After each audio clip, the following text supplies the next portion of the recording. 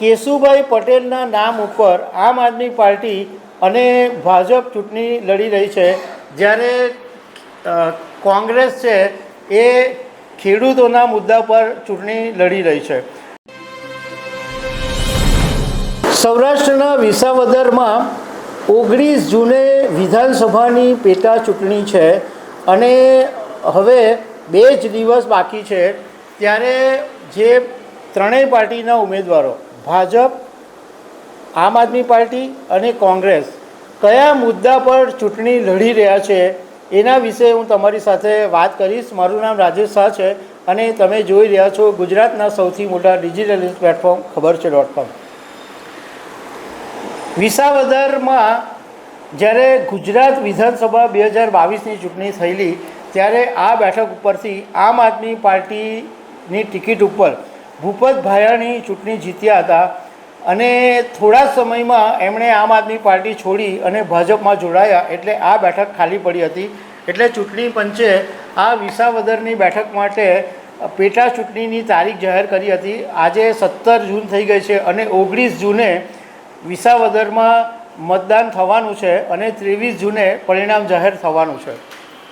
હવે દિવ્ય ભાસ્કરના એક ઇન્ટરવ્યૂમાં ત્રણેય ઉમેદવારોએ પોતપોતાની રીતે વાત કરી છે, પરંતુ આ જે વિસાવદરની ચૂંટણી છે એમાં કેશુભાઈ પટેલના નામ ઉપર આમ આદમી પાર્ટી અને ભાજપ ચૂંટણી લડી રહી છે, જ્યારે કોંગ્રેસ છે એ ખેડૂતોના મુદ્દા પર ચૂંટણી લડી રહી છે।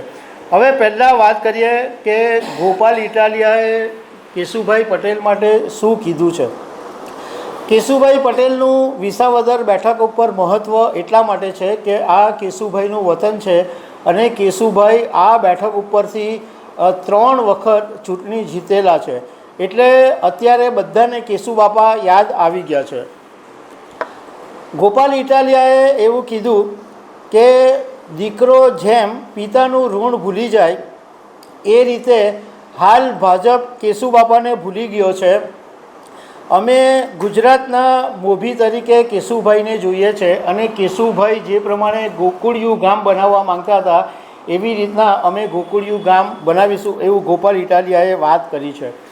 આ ઉપરાંત થોડા સમય પહેલાં આમ આદમી પાર્ટીના પ્લેટફોર્મ ઉપર એક AI વિડીયો પણ જાહેર કરવામાં આવ્યો હતો, જેમાં કેશુબાપા ગોપાલ ઇટાલિયાને આશીર્વાદ આપતા હોય અને એવી વાત આ સોશિયલ મીડિયામાં કરવામાં આવી હતી અને કેશુબાપા ગોપાલ ઇટાલિયાને એવું કહી રહ્યા કે ભાઈ મેં બહુ મહેનત કરી, હવે આગળ જે છે તો તું મહેનત કરજે, આવી બધી વાત એક AI વિડીયોની અંદર કહેવામાં આવી હતી। આ ઉપરાંત ગોપાલ ઇટાલિયાએ એવું કીધું કે મને બહુ ખુશીની વાત છે કે મારા જેવા એક નાના માણસને ચૂંટણીમાં પાડવા માટે ભાજપે આખી સરકારને મારી પાછળ લગાવી દીધી છે। આ વિસાવદરની ચૂંટણીમાં CR પાટીલ, CMથી માંડીને બધા જ નેતાઓ પ્રચાર માટે જઈ રહ્યા છે।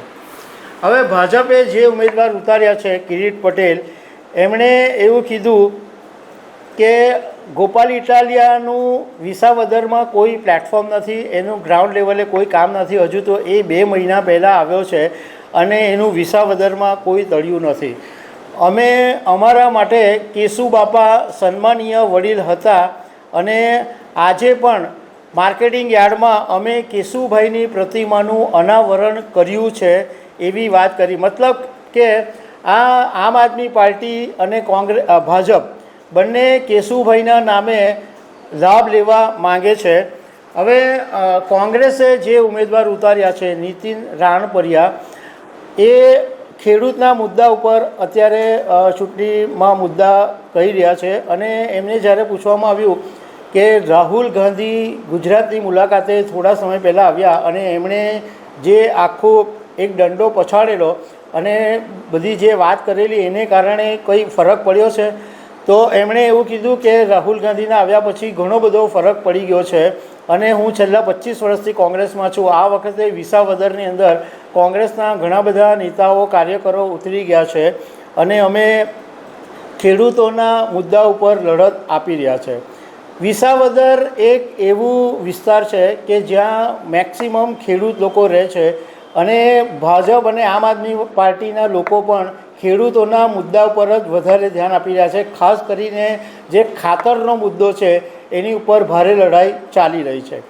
હવે વિસાવદરનો જે આખો મતદારોની વાત કરીએ તો ટોટલ 2.61 લાખ જેટલા મતદારો છે અને આ વિસ્તારની અંદર પાટીદાર મતદારો 1.30 લાખ જેટલા છે, એટલે લગભગ 50% જેટલા. એટલા માટે જ બધી જ પાર્ટીઓએ ભાજપ, આમ આદમી પાર્ટી અને કોંગ્રેસે ત્રણેય ઉમેદવારો જે છે એ પાટીદાર સમાજમાંથી ઉતારેલા છે.